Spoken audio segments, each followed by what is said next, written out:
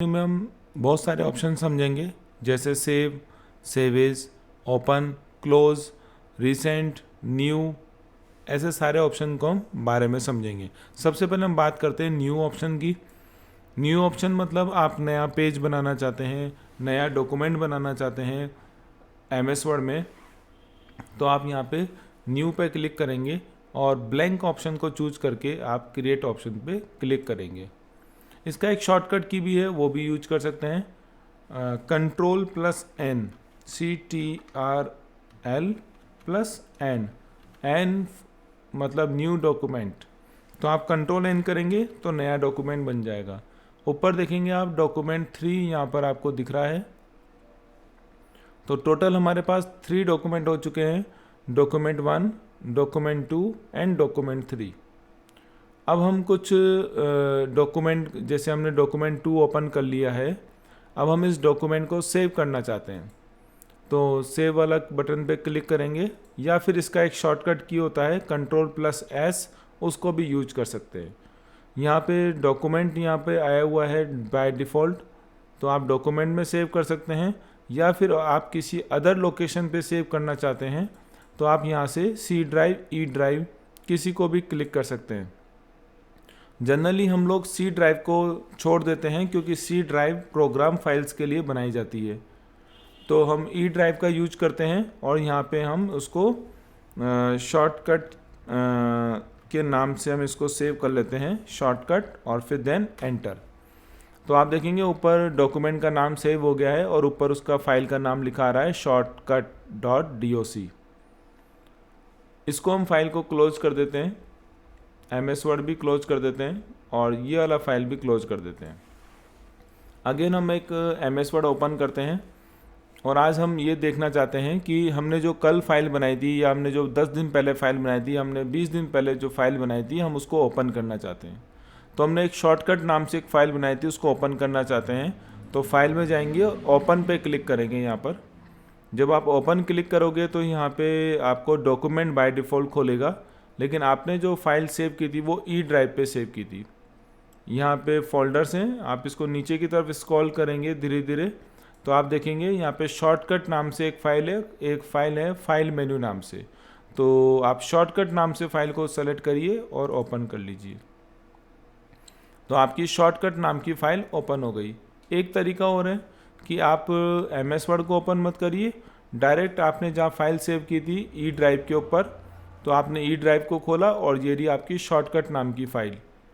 यहाँ से आप ई ड्राइव पे क्लिक करेंगे और शॉर्टकट नाम की फ़ाइल को 2 बार क्लिक करके ओपन कर सकते हैं। तो आप ऐसे भी इसको ओपन कर सकते हैं। पहले अपनी लोकेशन पे जाइए और देन उसके ऊपर 2 बार क्लिक करके आप उस फाइल को ओपन कर लीजिए। या फिर एक तरीका और है कि आप एमएस वर्ड को क्लिक करिए, ओपन करिए और फाइल मेन्यू वाली टैब पे जाइए। जैसे आप फाइल पे जाएंगे तो यहाँ पे रिसेंट के अंदर आपको ऑप्शन दिखा देगा, जो डॉक्यूमेंट, जो फाइल हम लोग रिसेंटली यूज करते हैं वो यहाँ पर आपको नज़र आती है।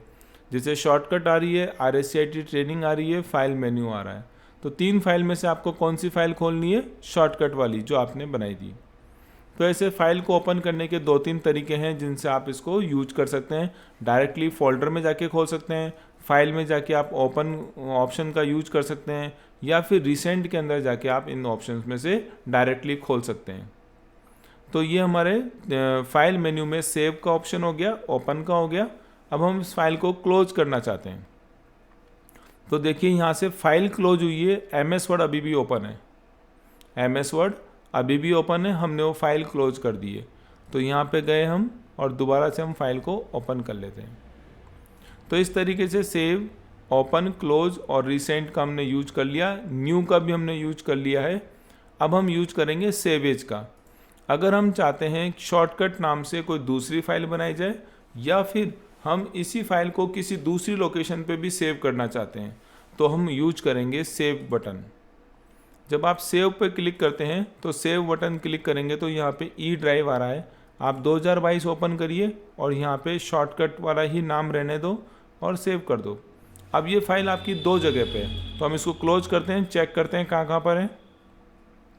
ई ड्राइव ओपन करते हैं, एक तो शॉर्टकट यहाँ पर है और एक 2022 के अंदर भी आपको शॉर्टकट मिल जाएगा।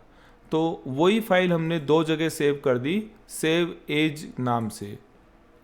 तो सेव एज से आ जाता है, हमने RSCIT ट्रेनिंग या फिर RSCIT रिसेंट में गए और शॉर्टकट पे क्लिक कर लिया। अब हम क्या करते हैं, यहाँ पे कुछ ऐड कर देते हैं CTRL+S। ये सेव करने का शॉर्टकट की है और हमने इसको थोड़ा सा साइज को बड़ा कर दिया है।